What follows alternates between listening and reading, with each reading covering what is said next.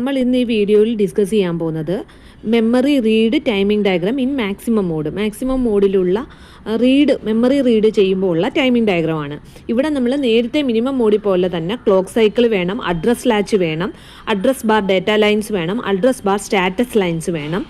പിന്നെ നമുക്ക് വേണ്ടത് S2 മുതൽ S0 വരെയുള്ള സ്റ്റാറ്റസ് ലൈൻ, അത് മാക്സിമം മോഡ് പിന്നാണ്, അത് ഉറപ്പായിട്ടും വേണം.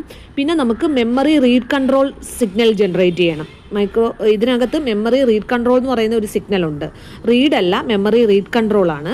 പിന്നെ data transmit bar receive, data enable. അപ്പം നമ്മൾ മറ്റേ പിന്നുമായിട്ട് എക്സ്ട്രാ വന്നേക്കുന്നത് S2 മുതൽ S0 വരെയുള്ള പിന്നും പിന്നെ ഈ പറഞ്ഞതിൻ്റെ കൂട്ട് മെമ്മറി റീഡ് കൺട്രോൾ സിഗ്നലും. നമുക്ക് ഒന്നുകൂടി പറയാം. ആദ്യം നമ്മളുടെ ഒരു മെഷീൻ റീഡ് ചെയ്യണമെങ്കിൽ T1, T2, T3, T4 എന്ന് പറയുന്ന നമ്മൾ 4 ക്ലോക്ക് സൈക്കിളുകൾ വരയ്ക്കുക.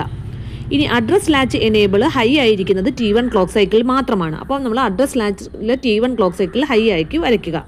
ഇനി നമ്മൾ S2 മുതൽ S0 വരെയുള്ള പിന്ന് എന്തിനാണെന്ന് പറയാം.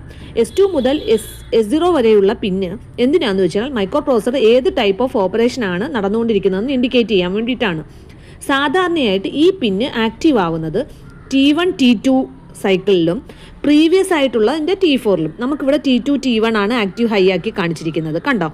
പിന്നെ അത് കഴിഞ്ഞിട്ട് T3യിലൊക്കെ ഇത് ഇനാക്റ്റീവ് ആയിരിക്കും. വീണ്ടും T4 മുതൽ T1 അടുത്ത ക്ലോക്ക് സൈക്കിളിൻ്റെ T1, T2ൽ ഇത് ആക്റ്റീവ് ആയിരിക്കും. അപ്പോൾ അത് ഇൻഡിക്കേറ്റ് ചെയ്യുക. അതെന്താ ഇൻഡിക്കേറ്റ് ചെയ്യുന്ന മൈക്രോ പ്രോസസർ ഏത് ഓപ്പറേഷനാണ് ഇപ്പം ക്യാരിഡ് ഔട്ട് ചെയ്തുകൊണ്ടിരിക്കുന്നത്.